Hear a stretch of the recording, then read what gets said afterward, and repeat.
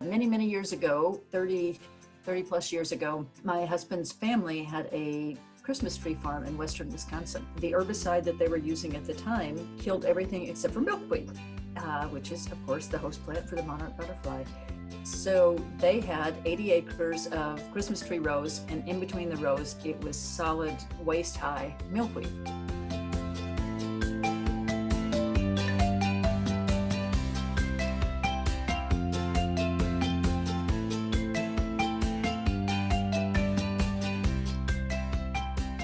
Welcome back, everyone, to the BioBlitz Oklahoma podcast. I'm Priscilla Crawford, the co-coordinator of BioBlitz Oklahoma and a conservation biologist with the Oklahoma Biological Survey.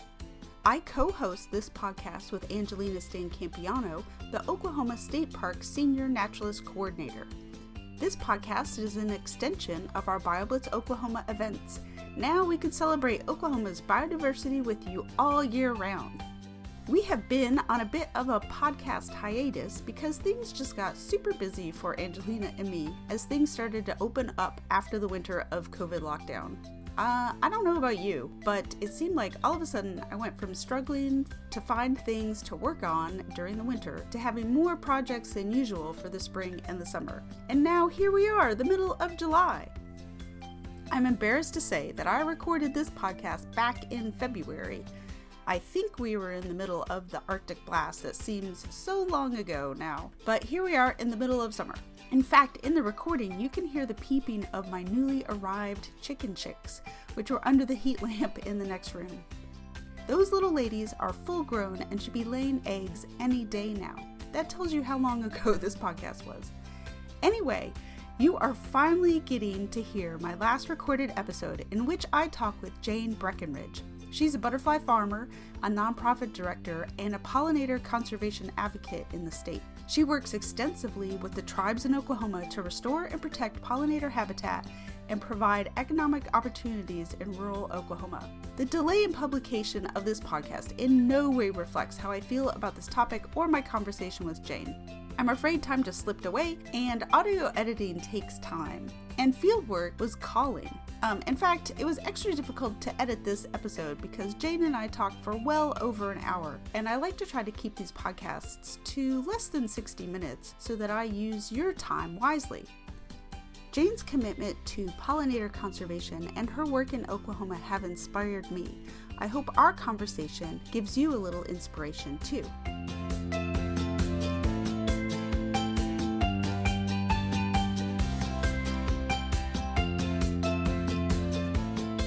My name is Jane Breckinridge, and I am director at the Yuchi Butterfly Farm and also at the sister organization to the Yuchi Butterfly Farm, which is the Learning Center at the Yuchi Butterfly Farm, which is a 501c3 nonprofit. I also act as co-director with Tribal Alliance for Pollinators with Chip Taylor, and co-director of the team, the Tribal Environmental Action for Monarchs. Thank you, Jane, for joining me on the BioBlitz Oklahoma podcast. Thank you. I'm thrilled to be here. Our episodes for the podcast tend to fit into a few different categories. We have chats with experts in biodiversity and conservation, and we have episodes where experts answer questions about their fields of expertise, and we highlight citizen science projects that people can participate in, and we're also highlighting Oklahoma State Parks once a month. This episode with you, I think, will straddle the boundaries of a few of these types. I'm looking forward to talking with you about the great work you're doing through your nonprofits and what led you to make these career changes and start doing conservation work. I'm also working this year to amplify underrepresented voices in science and conservation, and I want us to educate our audience on the work you're doing with the tribes in Oklahoma and the important conservation work people are doing on tribal land and in and within Native communities. You run a butterfly farm with your husband, right? Yes, that is right. And that's not a typical business. How did that get started? Well, it seems normal to me, but And we know lots of other people that are butterfly farmers. So but it is definitely something you don't hear every day. People will say to me a lot, is that even a real thing? If I say I run a butterfly farm, people will look at me like it's a flaky hippie answer, but no, it is a real thing. And so butterflies are raised as livestock. Some people raise cattle, some people raise hogs, some people raise butterflies. They do contribute about $100 million to the US economy every year, all told. Wow. Well, yes. So not to us personally, of course, but if you've ever been to a butterfly exhibit at a zoo, an institution, a fair, some of the big freestanding ones, there's a big one in Branson that's a client of ours. So they're a neat way to provide education to people that's very engaging. And they have to get their butterflies from somewhere. So some of the butterflies are purchased from tropical locations abroad, but a lot are also purchased from here in the United States. There's also a market for butterfly farms to sell for releases. So it can be weddings. Some people do weddings. We actually don't really do weddings, but we do funerals and memorial services. We do a lot of them for hospice care. We supply hospices with butterflies or caterpillars actually, and those for their clients. That can be very meaningful to watch those butterflies develop and watch the caterpillars develop into butterflies and let them go to honor their life with their loved one. We do cancer survivor events. We have a big one that we supply butterflies for every year, actually not 2020, but normally with Integris Health over in Oklahoma City. It's their celebration of life. They invite for a special event 1,000 cancer survivors to the Cowboy Hall of Fame, National Western Heritage Museum. And after a lunch and some really great speakers that come to present, then all of the cancer survivors go out into the gardens and they let 1,000 butterflies go at once as a celebration of life. So that's a really neat one that we're really grateful to be a part of that every year. The other aspect of butterfly farming that people don't really think of this as being a part of butterfly farming, but it is caterpillar kits. Whether, your child has done that at school or daycare, those have to come from somewhere and they come from butterfly farm. The way we got started with it, well, I guess it's kind of an interesting story to me anyway, but many, many years ago, 30 plus years ago, my husband's family had a Christmas tree farm in western Wisconsin. The herbicide that they were using at the time killed everything except for milkweed. Which is, of course, the host plant for the monarch butterfly. So they had 80 acres of Christmas tree rows, and in between the rows, it was solid waist-high milkweed. Oh my gosh. Yeah, so instead of viewing that as a waste product, which some people might, my husband, David Bolkin, he's always loved butterflies ever since he was a little tiny boy, so I'm told. He started realizing, man, there's all these like monarch larvae, all over these milkweed things. And so he started collecting them and raising them. We started doing that more and more. In the summer, we're out there in rural Wisconsin. And so one time somebody came over for dinner, saw our big aquarium, or terrarium, I guess is correct, full of monarch caterpillars and said, you can actually sell those things. There's a market to sell them. And we're like, what? This is like 1992. And it was before the butterfly industry had really become an industry here in the United States. So he started doing this and raising a few, selling them like in the a few chrysalids from the back of birding magazines or whatever. And gosh, what was that? It would be, I guess, 1995. We were at the Minnesota State Fair, which is one of the largest or the largest state fair in the country. The Minnesota State Fair, which is a huge event, almost like 2 million people in 12 days, big thing. I said to him, wouldn't it be really cool if you put up like a tent here and you had some monarch butterflies in it and people could come in and see them? And so we made the application to the fair, and lo and behold, the next year we got in. From that point, we went from being people that raised butterflies kind of wholesale and sold them in that market to being exhibitors. And then that really took off. So continued to raise them, sell, supply zoos and institutions and releases, and then also do exhibits, temporary exhibits. And it just continued to grow and grow and grow.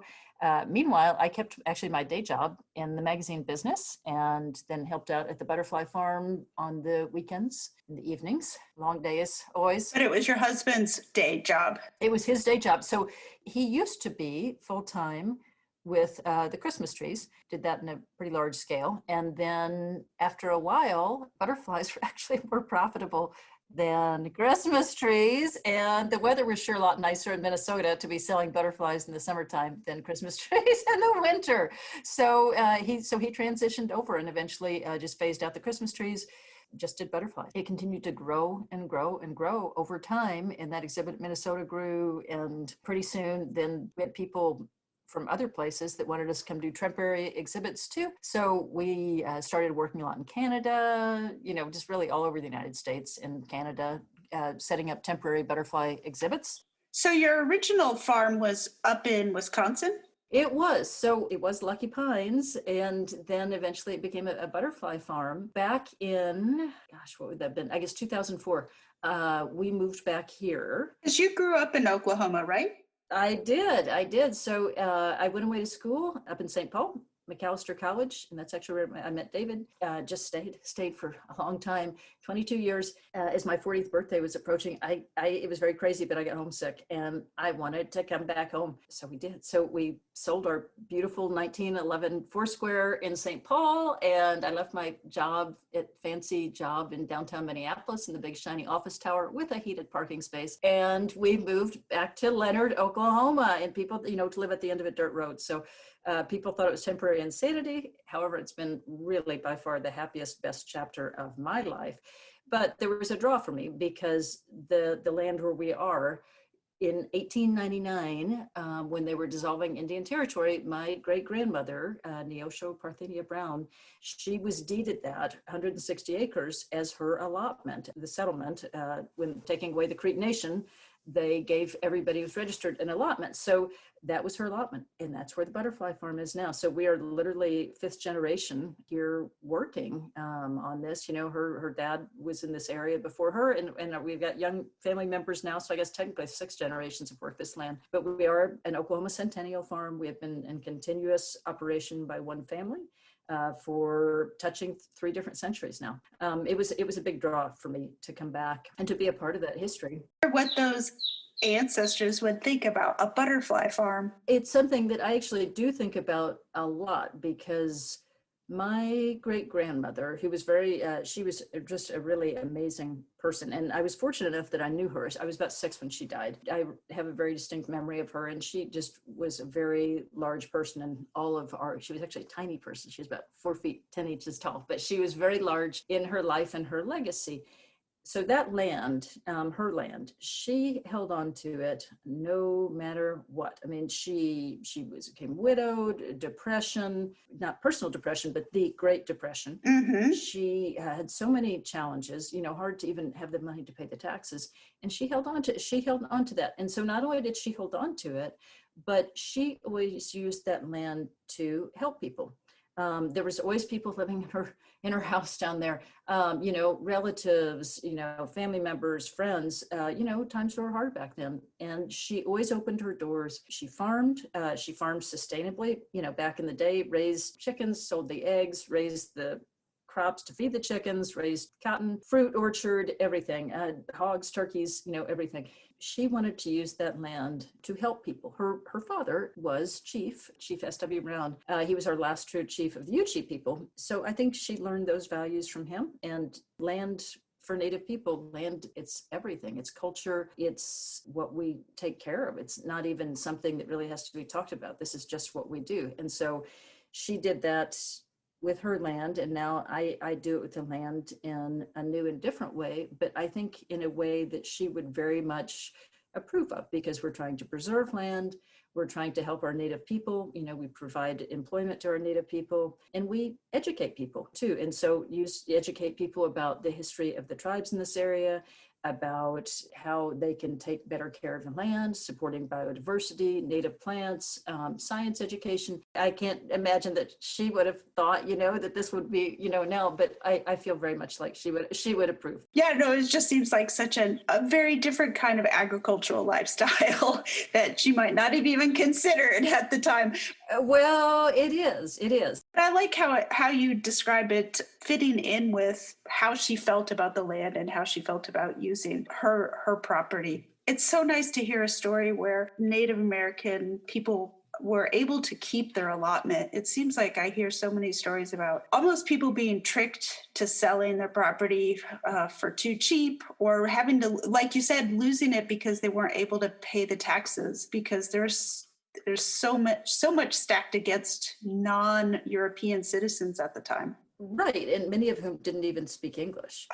Yeah. With losing that protection of tribal ownership, of collective ownership of lands was devastating. It was absolutely devastating. So when we were removed up here, it was supposed to be forever. And then they changed the mind, the Dawes Act came and, and all this. So it was very controversial at the time about whether or not to participate in this whole thing of getting on the rolls and getting the 160 acres, because many people thought it was, probably correctly thought it was a betrayal, right? And that we needed to say, oh, that it wouldn't happen. And we actually had like a small civil war in the Creek Nation over it, and people were killed. He could see that if we were going to preserve our land and our culture, we had to get on board with this. So literally, as a 16-year-old girl, they would go out, and because he was chief of Yuchi people, Yuchi tribe, Yuchi people, he got everybody on the rolls. And so they would go out in the evening. She would have to work in the farm all day, and she would drive the buggy, and he would sit and ride shotgun, giving whole new understanding of what that term means. He literally had a shotgun across his lap because it was so dangerous. And they went out and they got all of the Yuchi people on those tribal rolls so that they could get their land. I still very much respect the other people who chose not to go along with it. And that was obviously, in many ways, they were correct. But he was correct too, that was how we were going to save our language and our culture and our history, because we still do have those things. We still do have our language, we have our culture, we have our history. We're still here. Well, it was an impossible choice to make. Yes. There was no good choice for Native people at the time. No, there wasn't. One of the things I think about with our work that we are doing now with trying to preserve small parcels of biodiversity, it's kind of the same thing. The entire equation is flawed. Yep. Just in terms of thinking about what has been lost. In some ways, just betrayal that was inadvertent. We've turned our backs on nature and the animals. The way that we have to save this is we have to focus on basically the equivalent of the allotment system. We have to preserve these little parcels of biodiversity. Otherwise, it's game over, right? Yeah. It's interesting how those things, I think, tie back together. They're all connected, Yeah. You mentioned earlier that you're using the butterfly farm to provide business opportunities, employment opportunities, and education for people. And through the butterfly farm, you started kind of a micro business opportunity, natives raising natives. Am I describing that right? Yes. Yep. The Natives Raising Natives Project. So we started that, I guess back in 2013, 2012. I don't even know now. It's been a while. As I said earlier, we used to raise a lot of butterflies.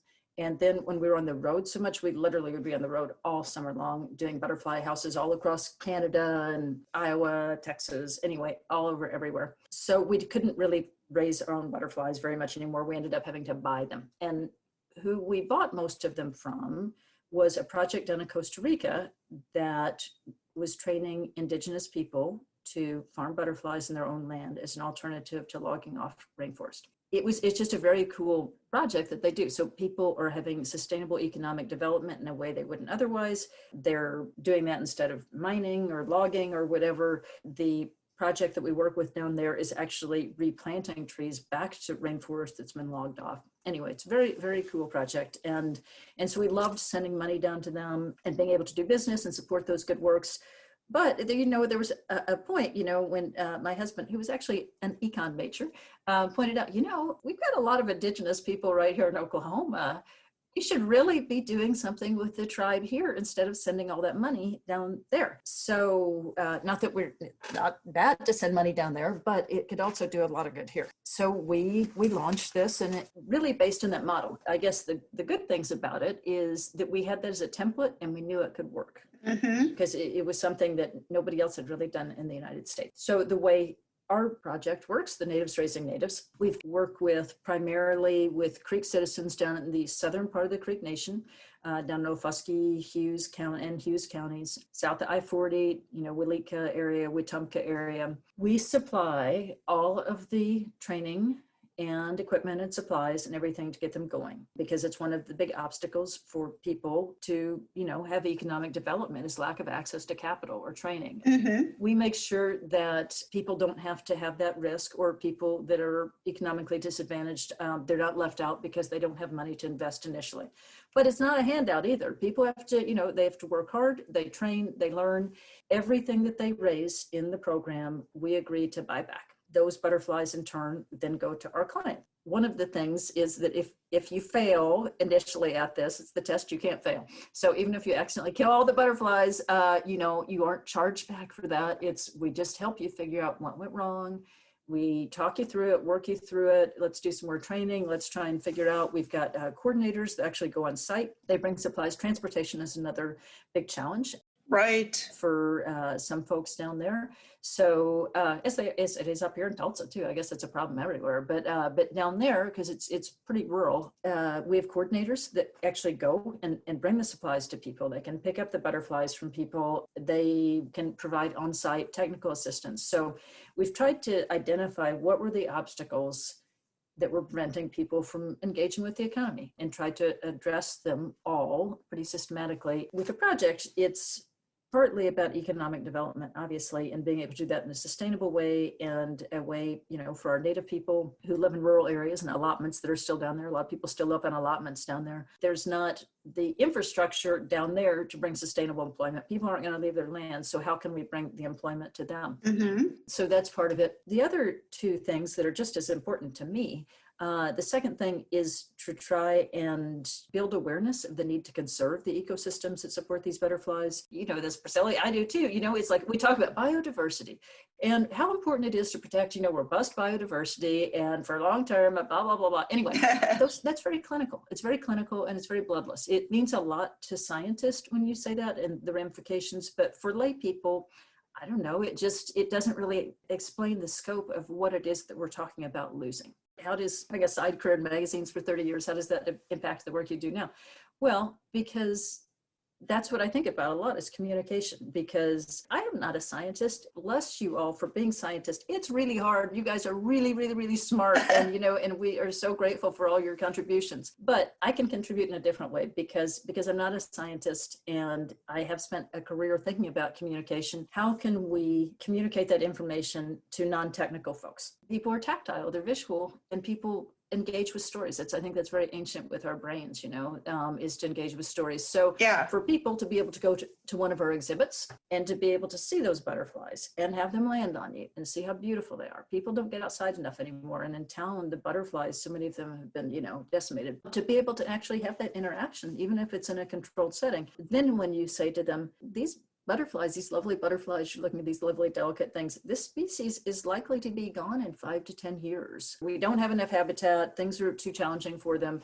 If we don't get busy, this beautiful butterfly that you're enjoying having land on your hand, that experience is not going to be there for your kids or your grandkids. They're going to be gone. I think that that's a powerful way to communicate and get people motivated about what needs to be done, because we do have to get busy preserving habitat, or we are going to lose these species. And you as a scientist understand the technical reasons behind that and the scientific reasons a more profound way than the rest of us ever will. But that being said, we've all got to get on board and do something. For me to be able to have these butterflies out there as ambassadors for protecting biodiversity, for protecting ecosystems, that's powerful. They're also ambassadors for the Creek Nation, quite frankly. A lot of people have stereotypes and misconceptions, and they think Native people, and they just think tobacco and gambling and whatever, and some ugly other stereotypes that I won't even go into.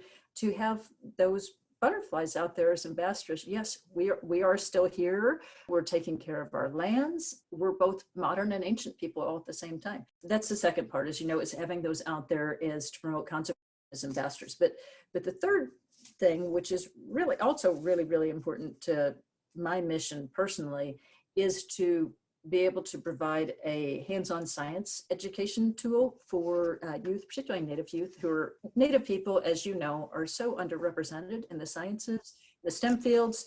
In Oklahoma, we've got a lot of really, really good teachers, but last I heard, I think they're about the 49th lowest paid in the country. Maybe we've gotten a little better, but it's challenging and teachers can't do it all. So if we're going to address the need for Native people to be in the sciences, That's, again, a very large problem. I can't address all of it. What I can do is get Native youth and Native children excited about science in this hands-on way by raising butterflies. And that's an opportunity they might not otherwise have. And one of the things that we've seen over the years is these kids, when they're there, is all of a sudden, they start thinking like scientists. It's actually really cool to watch. They start asking all sorts of questions.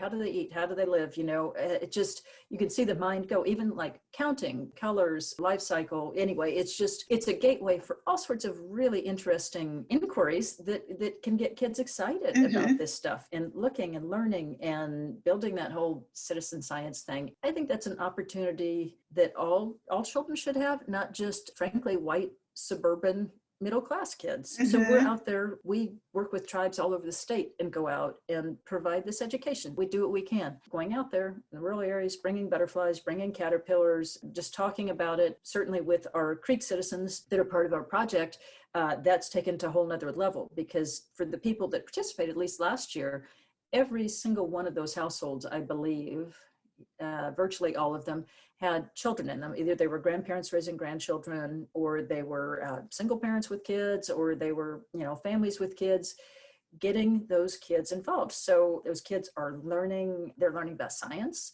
They're learning about horticulture because they have to raise the houseplant to raise these butterflies. They're having a part-time job, which is something in a lot of these rural areas. It's hard to find part-time jobs for kids. And I think summer job, man, I think it's a real character builder. I always did it from the time I was 14. I always had a summer job and part-time jobs in high school and all that. And I think that's great. It's a great self-esteem builder. Oh, yes. So that gives them the opportunity to do that. It gets them thinking that, yeah, I could be a scientist. I like science. Anyway, so it's about engaging with the youth and being out there in, these more rural communities where a lot of our tribal members are, to try and bring the science to them. That's why I do what I do.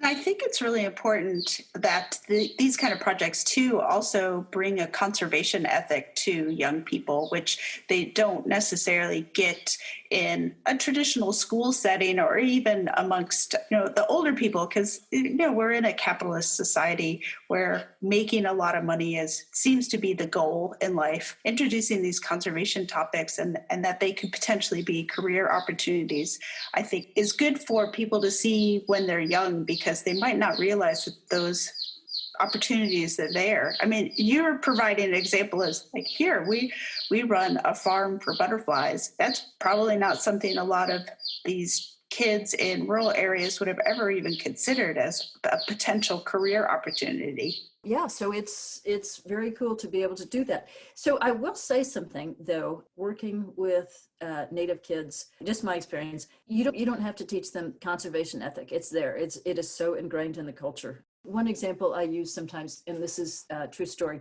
when we really launched our tribal environmental action for monarchs, when the monarch numbers crashed 2013, after winter 2013, 2014, the recovery plan was announced, and there was Oklahoma right in the middle of the bullseye. And going out there, and we'd been working with the tribes a long time, and just saying, man, we have got to do something to save these monarch butterflies.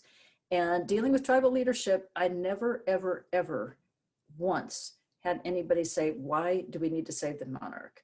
The only thing people ever asked me is how. Okay, how do we do it? That's all they ever said. And I have to say, going out there, that was not necessarily the case when I was dealing with other non-Native organizations out in the state trying to drum up support to do this. Of course not. No, even with the Fish and Wildlife Service, we just found, they said, oh, well, yes, it's probably an endangered species, but what are we going to do? And so that was their decision about the monarch butterfly. So it's not that way when you're out in the Native communities, and so it's part of the whole thing about the ambassadors and butterflies being ambassadors. One of my other things that drives me in this work is just to, Priscilla, the scope of what needs to be done to not just protect monarchs, but protect biodiversity. I mean, it's daunting sometimes. Just talking overwhelming it is. So just talking about just the monarch. I mean, I know like Karen Oberthauser and a bunch of folks were doing the math on this a few years ago. it was like 1.2 billion stems of milkweed needed to be replanted, to get to sustainable populations. Don't even, we can't even get into the whole thing with warming temperatures and what that's doing. But thinking about the scope of this, we are looking at problems of a scope that are kind of unfathomable, and we need everybody on board. And so whether it's agencies or universities or NGOs or whoever, is people need to realize that, tribes, yep, we're still here. And we've, every tribe has an environmental department. Every tribe has land holdings, and we're working on these issues. We should be considered as a seat at the table. We've been guarding and protecting these animals for thousands of years, thousands and thousands and thousands of years. We've earned the right to have a seat at the table, but more importantly, we're needed at that table. We've got the land holdings, we've got the cultural commitment, we've got the people. Is that we're going to have to, as the conservation movement, the environmental movement, really think about being more inclusive. And I applaud you for trying to be out there and be a champion of that and using your voice and your status to do that, because it needs to be done, and more people, I think, frankly, need to be doing it. So I'm grateful to you for leading the way in that conservation conversation. Like you said, we need everybody on board, and we want everybody to appreciate the diversity and try to help fix this conservation problem. You've said a couple different times the Tribal Alliance for Pollinators and the Tribal Environmental Action. For monarchs, yes. For monarchs, yes, okay. I was trying to remember what the M was. But that's the nimble organization that you've pulled together, right, to help address some of these monarch conservation issues? Right. So we started out with the Tribal Environmental Action for Monarchs, the team. Acronyms, all about the acronyms. But, so that was formed back in 2014, I guess, because clearly something needed to be done. And we knew that the tribes had the commitment to doing it. They had said that, there was a huge interest in making a monarch migration trail on tribal lands across Oklahoma. But the question that I kept on getting, okay, what do we need to do? We'd raised milkweed, we'd done, protected habitat, but something of this scope was, okay, that was daunting. I had met Chip Taylor, founder of Monarch Watch, at a butterfly farmer convention back in 2013, 2012, something like that, down in San Antonio. So I got in touch with him and said, we're trying to do this monarch migration trail on tribal lands across Oklahoma. Would you be interested in helping? He got back to me via email and he said, yeah, that's a cool idea. It's very appropriate. But here's the thing, you're going to be limited by the capacity issue. And that was the first of many conversations about the capacity issue. And what did he mean by capacity issue? Yeah, so anyway, the capacity issue. We didn't have the seed resources. We didn't have locally sourced milkweed seeds. We didn't have native nectar forb seeds. We did not have the plugs, which are like little seedlings that are grown up. When seed resources are limited, you want to do plug planting instead of seed sowing, because you have a better chance of making sure those seeds actually grow into plants. We didn't have seeds. We didn't have plugs. We didn't have anybody with greenhouses or hoop houses who was willing to grow organic plugs. We did not have anybody in the state basically that had done monarch habitat restoration, had any experience with that whatsoever. Okay, so whatever, big deal. So we don't have the capacity to do it. But he said, there's a little grant opportunity with Monarch joint venture. The grant application is due in a week. Can you go write one? Well, sure. Of course I can. So anyway, did that and got that in and got a little bit of funding from them to start working with Native youth on this capacity issue. And then when the National Fish and Wildlife Foundation, NFWF, did the first big monarch butterfly conservation fund that had never been done before, then we wrote a much bigger one to really address this capacity issue in a big way, and got 7 partners to sign on board to your project to not only restore habitat, but to address that capacity issue. And so we had 7 tribes sign on. They committed resources, pledged 50 acres, and staff to train for 2 years on doing this. So it was really A to Z, teaching people how to do habitat restoration, how to collect seeds, how to do field identification to collect seeds, providing each one of the tribes that participated got a hoop house, which is like an unheated greenhouse. They got nursery supplies. Each tribe grew out 4,000 native nectar forbs and then replanted those on restoration plots. Each tribe got 5,000 milkweed plugs. Those were actually grown by a local nursery, but we got that nursery down in Ada, got them on board with raising these milkweed, which they had not done before. People learned how to do the site preparation, site maintenance, installation of plants. They got watering tanks with the grant funds too. Basically everything they needed, seed cleaning equipment, everything to get this work done. 2 years, it was a little hard. We couldn't get it all done because the first year, truthfully, most people killed everything that was in their hoop house. So it's harder than it looks. Native plants, Yeah. right, everybody thinks they're weeds. They should be easy to grow. Turns out not so much. So that took a little bit of challenge.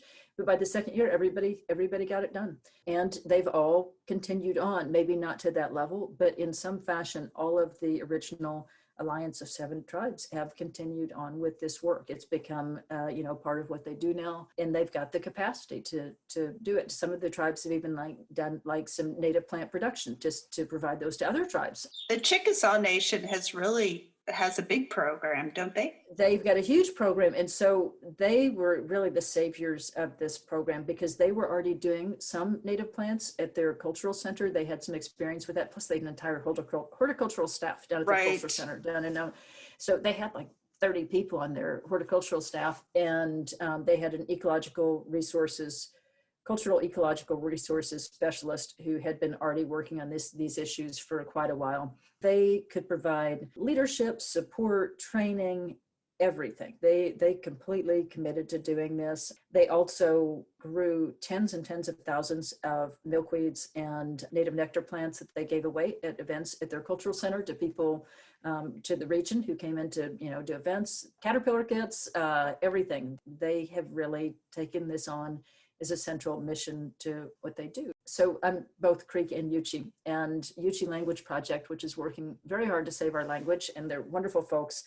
They've got a whole curriculum now on monarch butterflies. It's in the Yuchi language, so the kids can learn Yuchi and learn about monarchs at the same time. Oh, wow. It's been amazing. So with the team, that 3-year project, which was really one of the best experiences of my life. It was just incredible. I made just like some of the best friends I've ever made in my life. It was just absolutely wonderful working with that group.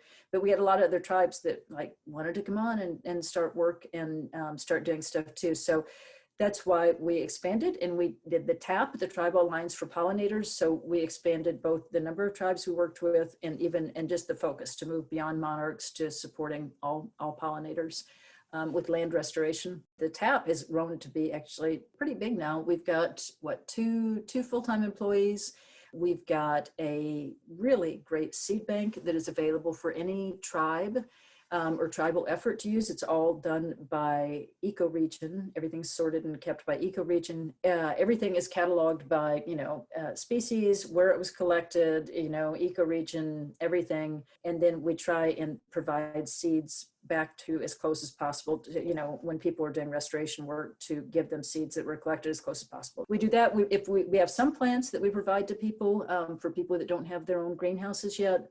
We do tons and tons and tons of this capacity building work. So we do everything from on-site technical assistance. We do, pre-COVID, we did a lot of workshops, a lot of conferences where we bring in speakers that can share their knowledge. But the most important way that people learn is just from each other. Here's what's working for me, and just building those relationships and those bonds to share knowledge, share seeds, share fellowship. Like everybody else, COVID, we've been shut down. Native communities were particularly hard hit by COVID. And so everything's just been shut down. But we do webinars now. We've got actually a fancy schmancy new website that took us forever to get built. But anyway, that's okay. Thank you, Colin, for finally getting it done. It's at tribalallianceforpollinators.com. So if people go there, we've got training videos, we've got PowerPoints, we've got archived webinars on just all sorts of topics. If somebody is a tribal member or a tribe, we've got a lending library of equipment where people can borrow to do everything from clearing land, installing plants, watering plants, collecting seed, everything you need. We've got our tool lending library, and you can check it out at no cost. Same thing with the seeds. There's no cost for tribes or tribal members to do that. It's a completely nonprofit venture. There's not a cost for tribes or tribal members to attend our training workshops. Again, we've just tried to remove the obstacles to why is this work not happening, and to make it possible and feasible for people to convert that commitment into action. That's what we're trying to do with the TAP. Well, it was your TAP seed bank on your old website that I found when I was starting to do my pollinator restoration work. Because, like you said, there's just not a lot of seed availability for native seeds that we need for pollinator habitat restoration in the state. So, in addition to, ordering a few from seed catalogs from outside of the state, I was like, well, I need to start collecting seed. And so I was looking around, Googling, of course, to find seed sources and what other people were doing for like seed banking, and if there were seed banks already established in Oklahoma. And I don't know, 3 or 4 years ago, I came across the TAP website, and you were just about to host a workshop about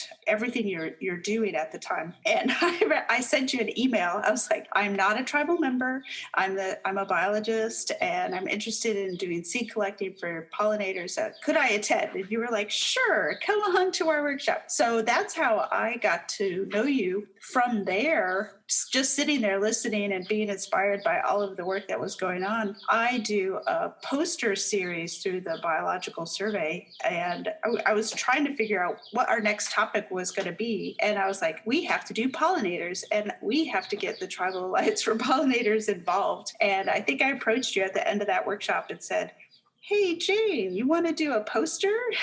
And you're like, sure, let's do it. That's kind of how our kind of professional relationship has grown. And I really appreciate being able to participate kind of peripherally in the work you're doing. How can other non-tribal members participate or help or assist in these pollinator efforts that you're working on? So that's a really good question. And I think it's the central question, because we've all got to get busy and do something, each in our own way. And I don't mean to be preachy or judgy, feeling bad because everything's dying, because all the butterflies are disappearing. It's easy to sit at home and kind of mope about it, but that's not going to help those butterflies. You gotta get out there, and we all can help. I tell people in general, and I'll go there and then I'll talk about specifically more about art, what we're doing. But I just encourage people, if they can do nothing else, is to just kind of reassess their chemical use, whether it's at their home or their office, place of work, their church, their school. If you're looking out there and, you're seeing no insect life whatsoever, you gotta kind of ask yourself, what's going on there? Are we just blasting this with pesticide? Or is it that we're providing no habitat because we're providing all these cultivar flowers that don't provide any nectar or any life for things, or is it just that it's a Sea of Bermuda, and that there's literally these poor critters are out there trying to find something to eat, and there's just nothing. It may look green, but that doesn't mean that it's supporting life. You can put a pot of milkweed or dill or whatever, you can put something on your back patio, your front patio, wherever, in the community garden.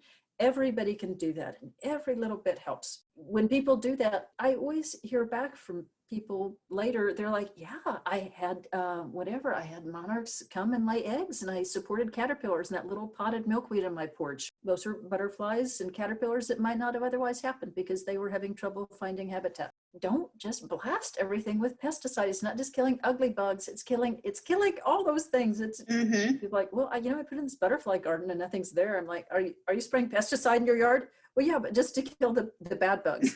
Okay, so now you've lured them in and then you killed them. So a lot of those are not selective, and they have consequences that even beyond sometimes what you can see. Just cutting back on your chemical use, trying to plant a few plants. Those are all huge things that anybody can do. If people can take it a step further, they can go to Monarch Watch website and look at what they can need to do to put in a monarch way station. The Okies for Monarchs has an excellent website now that's really user friendly for just the basic landowner on like what to plant if you want, some more pollinators in your garden.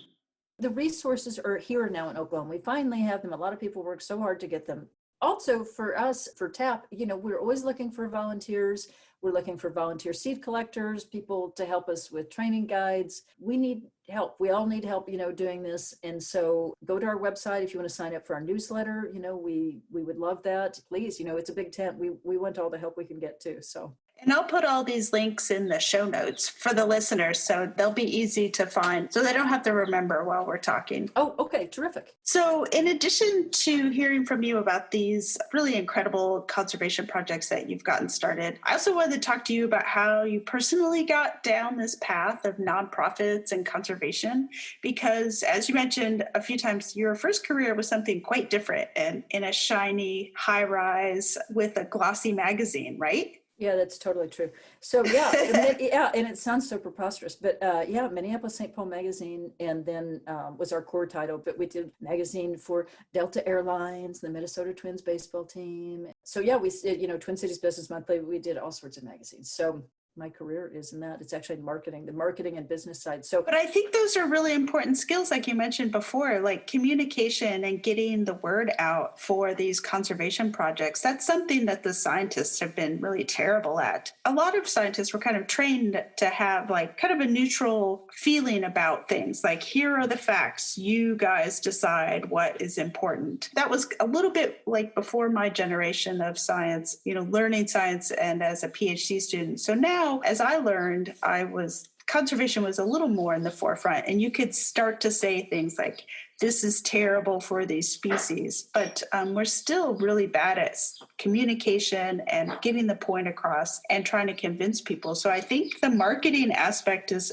really a good thing to have. It's kind of an interesting thing because think about being in a nonprofit, starting a nonprofit. We started this nonprofit because we needed grant money to do the work. I had a career in business and marketing, so I know how to budget. When I write a grant application, truthfully, like I'm writing a grant, not a grant proposal, I'm writing it like I'm writing a proposal for a client or a marketing plan. I probably write those differently than other people, perhaps more thinking about being persuasive because that's the way I've been trained, for better or worse, that's what we do. So, but having the financial background. So, knowing how to write, knowing how to do direct marketing, knowing how to budget and going through audits, believe it or not, it's really huge. And that's why one regret now is that with this nonprofit is I spend so much time now on financial stuff, administrative stuff, grant report. That's okay. It's good. It means that we're, making progress, but I really miss like being out in the field, playing with plants, Maybe in your next budget, you need to put in a line for an accountant. I know that's what we're moving towards, we're a little organization, and so I know, it's hard right. to afford this stuff. So, oh yeah. It's great to have a passion for conservation, but then also have those like real world skills. I think not enough emphasis is given to those real skills that you need to make something successful. well, it's true. And, all that time spent budgeting and all that kind of stuff, again, it's like very unglamorous. It's been, the core, a lot of why we've been able to do this is just understanding the financial back end and, the accounting systems that need to be in place and everything that needed to happen with that to make sure that the financial house was in good order and secure so that we could afford to do this work. And you wouldn't have been able to pull off writing a grant proposal in a week if you hadn't had some background and pulling together a budget and business plans. No, it's true because I used to do a lot of direct marketing and stuff. So I know how to do the financial side and do budgeting and reconciliations and financial projections. But I also know how to write marketing pieces too. So that makes me kind of a weird animal. But it comes in handy when you're working on a tiny, tiny, tiny little nonprofit because you have to do everything pretty much and also be out there watering the plants and taking care of butterflies. And anyway, but that's funny. It keeps it exciting. What's your definition of the fun stuff? The fun stuff, that's a good question. Before I had to do accounting and grant reporting all the time, I used to love being out there, at the sites, at the tribal sites, meeting with people, helping to install plants, growing plants, doing seed collection. That's really fun. I love working with the butterflies and raising them and the caterpillars. I love going out there and doing the youth education, going out there wherever, and I go wherever I'm invited to go out there and engage the kids and see how excited they are and be able to bring them in butterflies. That stuff is really, really fun. I enjoy writing, and I enjoy right now I'm actually doing a new website for both the nonprofit and the farm, so I enjoy doing design work and I enjoy writing, and that's been really, really fun. Is there anything else you would like to add or mention about what you guys are doing? I would just say thank you, Priscilla, for all your work and for inviting me, for bringing all these people together, for letting us be part of your poster, for being out there and having the vision to do the things you do. Bless you, for doing that. I mean, Well, I love being part of TAP in any way that I am able to. I've been so inspired by your work and the fact that you've changed careers and have taken on these nonprofits. And I really am excited to celebrate your work and what you guys are doing on the podcast. And I love highlighting the diversity of people working in conservation in the state. Sometimes you're right, it can be kind of a very white middle class situation when you're looking at conservation being done in the state. When you look at the Department of Wildlife or some of the other state agencies, it doesn't look very diverse. And I love that I know that there are diversity of people working on conservation within Oklahoma. And I love the fact that they're all learning about our state's biodiversity and conservation efforts too. So thank you so much for joining me on the podcast. Well, Sanlei Kayasota, that's how we say thank you in Yuchi. It's been really fun. I've enjoyed our chat very much. Thank you. You gave me a break from my real work, and it was just fun to just chat with you for the afternoon. So thank you so much.